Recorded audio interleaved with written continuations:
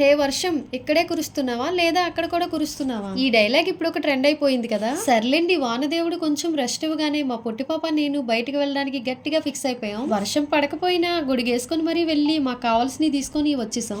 ఇంతకీ చాయ్ లవర్స్ ఎంతమంది? నేనైతే చాలా రేర్ గా తాగుతూ ఉంటా. ఇప్పుడు ఒకేలా కాకుండా చాయ్ తో ఇలా కొత్తగా చేసేద్దాం. వచ్చి వేడివేడిగా మరుగుతున్న పాలల్లో కొంచెం నిమ్మరసం వేసేసుకుంటే ఇలా ముక్కలు అయిపోతాయి. ఈ పాలని వడకట్టేసుకొని ఒక మిక్సీ జార్ లో వేసేసుకొని కొంచెం పంచదార పాల పొడి వేసుకొని గ్రైండ్ చేసేసుకోండి. ఈ క్రీమ్ ని ఇలా బ్రెడ్స్ కి అప్లై చేసేసుకోండి. వీలైనంత వరకు ఎక్కువ క్రీమే అప్లై చేసుకోండి, అప్పుడే చాలా బాగుంటది.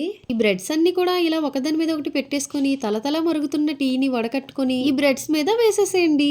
అంతే, వేడివేడిగా బ్రెడ్ మలై రెడీ అయిపోయినట్టే. బయటేమో వర్షం, ఈ కూల్ వెదర్ లో వేడివేడిగా ఒక్కొక్క స్పూన్ తీసుకొని తింటూ ఉంటే అబ్బబ్బా ఏమన్నా ఉందా. చాలా బాగుంది. ఇలా ట్రై చేయాలనుకుంటే రెండు వైపులా బ్రెడ్ ని కాల్చుకొని ట్రై చేయండి, ఇంకా బాగుంటది.